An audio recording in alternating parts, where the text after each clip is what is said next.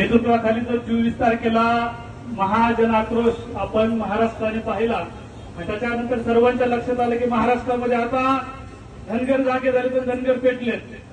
मुंबईला जायचंय जायचंय ना मुंबईला, जायचंय का मुंबईला? दीपक भाऊ आपल्यासाठी महत्वाचे आहेत. लाख मेला ते जाऊ तर लाखांचा पोशिंदा जगला पाहिजे म्हणून आम्ही बीड जिल्ह्यामधून आलोय. काल आम्ही सगळीकडे ते रस्ता रोको केलं. आमच्या बीड जिल्ह्यातल्या सगळ्या बांधवांची भावना अशी आहे की दीपक भाऊने हे आंदोलन तात्पुरतं स्थगित करावं, स्वतःच्या तब्येतीची काळजी घ्यावी, नंतर महाराष्ट्राच्या लोकांना आपण विश्वास देऊ, आपण जागृती करून गावोगावी जाऊन भेटी घेऊ आणि सांगू की आपल्याला मुंबईला जायचंय, आपल्याला आरक्षणाची लढाई लढायची आहे. आम्हाला जेवढं शक्य आहे तेवढं आम्ही बीड, धाराशिव, लातूर आमच्या भागामध्ये, परभणी भागामध्ये गावोगावी जाऊन लोकांना विश्वास देऊ की दीपक भाऊंच्या नेतृत्वाखाली आता आपल्याला मुंबईला जायचंय.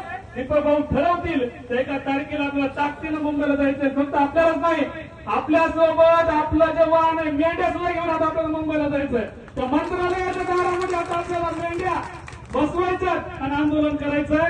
मला जास्त बोलायचं नाही. सोशल मीडियाच्या माध्यमातून ज्यावेळेस आम्ही या आंदोलनाची प्रसिद्धी करत होता त्यावेळेस आम्हाला दुःख झालं. या महाराष्ट्रातल्या मीडियाने तुम्हाला आम्हाला कव्हर दिला नाही.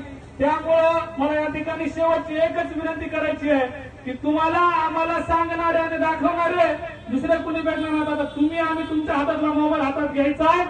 दीपक भाऊ बोराडे असतील, इथं बसली सगळी आपल्या समाजातली अभ्यासक मंडळी असेल ज्यांनी तुम्हाला आता सांगितलंय कशा प्रकारचा मार्ग निवडायचा. त्या सगळ्यांचा विचार घराघरापर्यंत पोहोचायचा आहे, तुमच्या माझ्या मातामुलांपर्यंत पोहोचायचा आणि एक दिवस सर्वांनी मिळून तारीख ठरवायची ना आपण मुंबईला जायचंय. तिथं म्हणत होते कसं नियोजन करायचंय तर एकदा आपल्याला सगळ्यांना महाराष्ट्रामध्ये फिरावं लागेल, बैठका घ्याव्या लागतील, त्यांना लोकांना विश्वास अजून द्यावा लागेल. त्याच्यानंतर लोक निश्चित मुंबईला येणार आहेत. जालन्याला जेवढे दीपक लोक आले होते त्याच्यापेक्षा जास्त लोक ताकदीनं मुंबईला येणार आहेत. फक्त मी विचारायला लागले की कधी जायचंय मुंबईला, फोन करायला, मेसेज टाकायला, कमेंट करायला, चलो मुंबईला कधी जाईल तुम्ही सांगा. आणि दुसरं एक त्यांचं म्हणणं आहे की आपल्या दीपक भाऊंच्या केसाला सुद्धा धक्का लागला नाही पाहिजे. जर धक्का लागला तर मंत्र्यांना फिरू द्यावं अशी लोकांची भावना. एवढंच बोलतो. अहिल्याबाई होळकर नेहमी म्हणायच्या